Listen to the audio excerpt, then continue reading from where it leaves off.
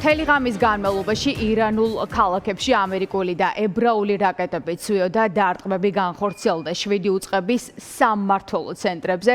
ისრაელის საჰაერო ძალებმა დაბომბეს ირანის ძალოვანი სტრუქტურების შტაბ-ბინები, ისრაელის თავდაცვის არმიის სამიზნე გახდა ისლამური რევოლუციის გუშაქთა კორპუსის შტაბ-ბინა, დაზვერვის სამმართველო შტაბ-ბინა, ბასიჯდა შტაბ-ბინა, შიდა უსაფრთხოების ძალებისა და კიბერთავდასხმების უწყების შტაბ-ბინები, ასევე შიდა უსაფრთხოების იმ უწყების შტაბ-ბინებიც, რომელიც პასუხისმგებელია დემონსტრაციების ჩახშობაზე. ინფორმაცია მსხვერპლის თაობაზე ამ დრომდე არ ვრცელდება.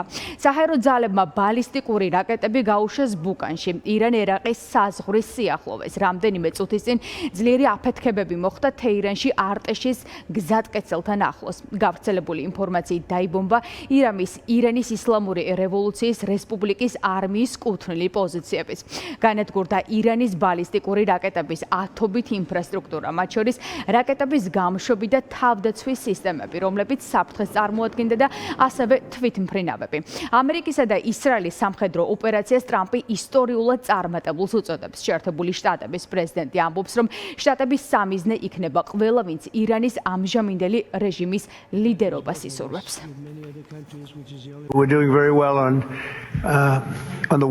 ჩვენ რბილად რომ ვთქვათ, ომის ფრონტზე ძალიან კარგად მუშაობთ. ჩვენ წარმატებას 10 ბალიანი შკალიდან დაახლოებით 15-ით შევაფასებდი.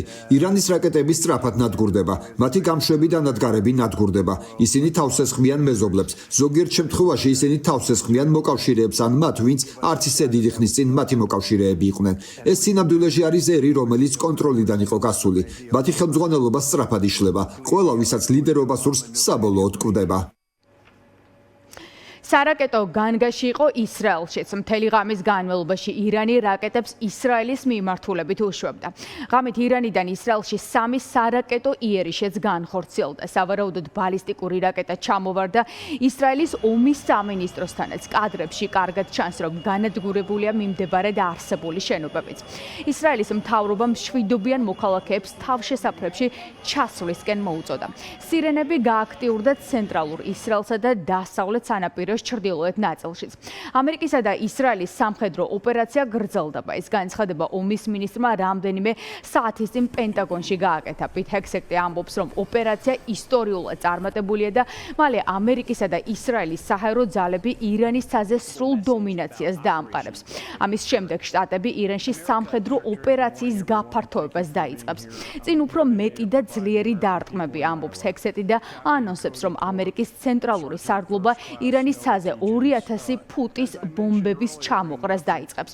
რაც გულისხმობს პიტ ჰექსეტი, როცა ამბობს, რომ ოპერაცია გაფართოვდება, არ ვიცით, თუმცა შტატებში აქტიურად შიშობენ, რომ შესაძლოა ტრამპმა ირანში სახმელეთო ოპერაცია წამოიწყოს.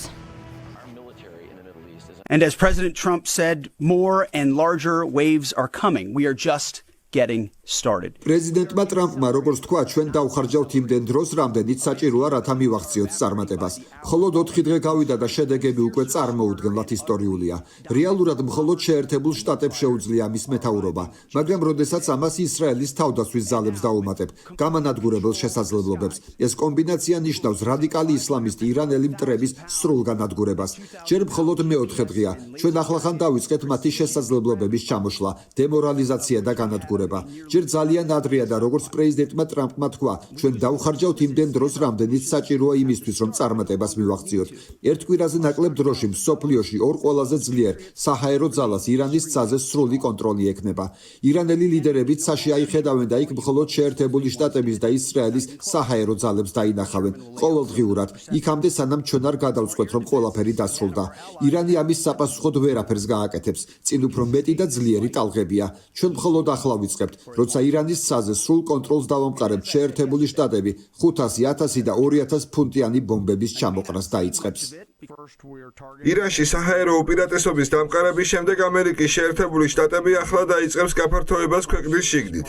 ამერიკის შეერთებული შტატების ძალები უფრო ღრმად შეიჭრებიან ირანის ტერიტორიაზე და სამხედროებს მანევრირების დამატებით თავისუფლებას შეუქმნიან. ამ პროგრესმა ცენტრალურ სარდლობას საშუალება მისცა.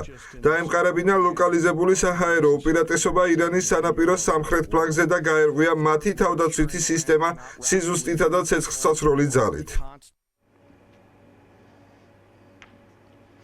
ჩვენ სხვა გზა არ გვაქვს გარდა იმისა, რომ თავი დავიცვათ. ეს განცხადება უკვე ირანის პრეზიდენტმა მასუდ ფეზეშქიანმა გააკეთა სოციალურ ქსელში. ირანის პრეზიდენტი წერს, რომ დონალდ ტრამპმა და მისმა მოკავშირეებმა დიპლომატიას უღალატეს იმ დროს, როდესაც ირანი მზად იყო მოლაპარაკების მაგიდასთან ემსჯელა შეერთებულ შტატებთან ერთად და პრობლემიდან გამოსავლის გზები ეძებნა. ირანის პოზიცია ახლა არის შემდეგი, ისინი ამერიკის შეერთებულ შტატებსა და ასე ვთქვათ ისრაელის სიონისტურ მოძრაობას, როგორც თავად უწოდებენ, სიონისტურ რეჟიმს ადანაშაულებენ სპეცოპერაციის წამოწყებაში ირანის და ირანელი ხალხის წინააღმდეგ, მაშინ როდესაც ირანის მტკიცებით ისინი მზად იყვნენ მოლაპარაკების მაგიდასთან გადაეწყვიტათ არსებული ესკალაციის საკითხები. თქვენო უდიდებულესობო, მეგობარი და მეზობელი სახელმწიფოების მეთაურებო, ჩვენ თქვენთან ერთად დიპლომატიის საშუალებით მივისწრაფოდით ომის თავიდან აცილებისკენ, თუმცა ამერიკულ სიონისტურმა სამხედრო აგრესიამ სხვა არჩევანი აღარ დაგვიტოვა. გარდა თავის დაცვისა, ჩვენ პატივისცემთ თქვენი ქვეყნების სუვერენიტეტს. ირანს არჩევანი არ აქვს, გარდა იმისა, რომ თავი დაიცვას. მიგვაჩნია, რომ რეგიონის უსაფრთხოება და სტაბილურობა მიღწეული უნდა იქნეს მისი სახელმწიფოების კოლექტიური ძალისხმევით. ირანში დონალდ ტრამპის სამხედრო ოპერაციასთან დაკავშირებით კითხვები აქვთ კონგრესმენებს შეერთებული შტატების კონგრესში რამდენიმე საათის წინ. კონგრესში ვერ დამტკიცდა რეზოლუცია, რომელიც ასე ვთქვათ გულისხმობდა ტრამპის უფლებამოსილების შემცირებას ირანში მოქმედებებთან დაკავშირებით. 47-53-ის წინააღმდეგ ამ შედეგი დასრულდა კენჭისყრა. დემოკრატების უმრავლესობა წინააღმდეგი იყო, რომ ტრამპის უფლებამოსილება გაიზარდოს და შეერთებული შტატების პრეზიდენტმა მათ შორის დაიწყოს სახმელეთო ოპერაცია ირანის ტერიტორიაზე, თუმცა ეს კანონპროექტი და ეს ბრძანება ჩაბარდა შესაბამისად დონალდ ტრამპს კონგრესის თანხმობაც აქვს უნებურად, რომ გააკეთოს ყველაფერი, რასაც ტრამპის ადმინისტრაცია ჩათვლის საჭირო და ახლა შეერთებული შტატების მთავარი მიზანი ირანში არის, რომ სრულად გაანეიტრალოს ირანის რეჟიმი, მათი ბალისტიკური რაკეტები, მათი იარაღის საცავები და ასევე ბირთვული ობიექტები, რათა ირანს აღარ ჰქონდეს შესაძლებლობა არც ერთი ფორმით აწარმოოს ბირთვული იარაღი.